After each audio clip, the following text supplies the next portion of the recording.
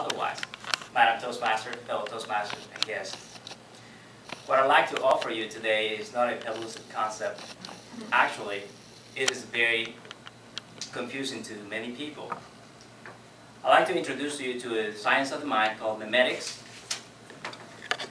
Memetics deals with the mind, and it is analogous to the relationship of genetics to the body. The building block of memetics is what we call a meme, whereas the building block of genetics is a gene. Now, a meme originates from the word mimic, which means to observe and copy or imitate behavior.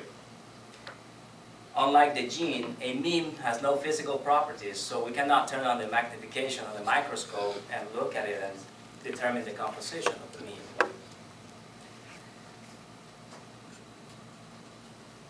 Richard Brody, the author of Virus of the Mind, The New Science of the Meme, states that a meme is a mind virus, and just like any virus, a meme has as its main objective to find an opening, penetrate, replicate, and spread.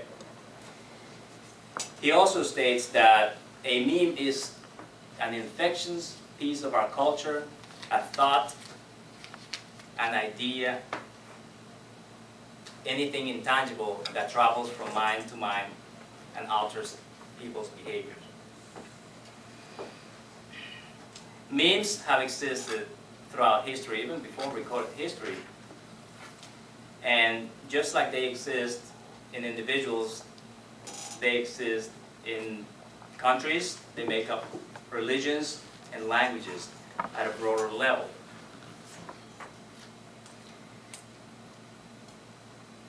The process of creation of memes begins at an early age. We observe hundreds of thousands of behavioral patterns and we take on them without even thinking about them. By the time we reach the age of 6 or 7, we have been programmed with an endless inventory of memes. And memes are not inherently good or bad, but they do spread quickly throughout the population and they affect our behavior. The job of the meme, again, is to make as many copies of itself. And we as human beings are carriers of memes. And I will give you some examples so you can see how we are carriers of memes. We do not catch a meme like we catch a virus like the flu by sneezing or AIDS by having sex. But we can catch memes with something as simple as communicating. Freedom of speech creates a welcoming environment for catching memes. And this could be formally or informally, but the most outstanding fact about memes is that once created, a meme works independently of its creator and evolves quickly to infect as many people as possible on its own. Once again, mind viruses have existed forever, but it is now that a new science has brought it to light to make us aware that memes exist and how powerful they can be. Do you ever watch TV, anybody? TV is a very powerful means of transmitting memes. Sounds, images, emotions, special effects, sales techniques, popular music. In a more general sense, education, religious teachings, and association with our closest friends. Cult leaders, they are very powerful in the transmission of memes. Politicians infect us with memes throughout their campaigns. They push our buttons in an effort to get votes from us. But the top instigators of the transmission of memes are advertisers. What kind of soap do you use? What kind of soft drink do you buy? Usually the one that's advertised the most, even though it might cost twice as much as another brand of similar quality. And what do they do with the extra money? More advertising, and the cycle continues. More memes are spread that way. The food industry is very powerful in controlling the way we think, especially consumer behavior. And I would like to read you a quote from the book Fit for Life 2, Live in Health, so that you can understand the ways in which we are controlled by the food industry giant. Quote, "There's a force in this country that's out to poison your food, to make it addictive, to manipulate your very biochemistry. This conspiracy wants to keep you overfed but undernourished. Who's behind the conspiracy to take your life? The food giants. Without your knowledge or consent, they control what you eat, when you eat, how much you eat, even the way you think of food.